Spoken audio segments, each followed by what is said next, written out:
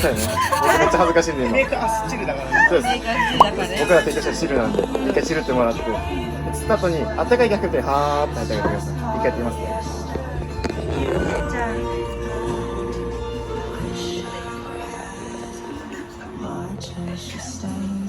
あ今チルってる。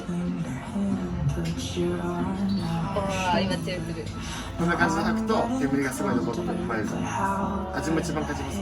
タバコみたいにふーって吹いちゃうとあんまり味感じないので、よかったらはーって吐いてあげてください。はーって吐くときに感じるんですか？一番味感じます。はい、どうぞ。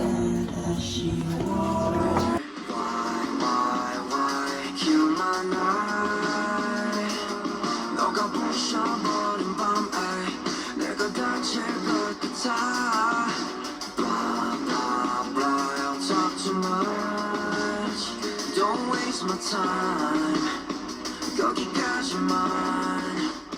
Hey, thought I'd end up with Sean, but it wasn't a match. Wrote some songs about Ricky.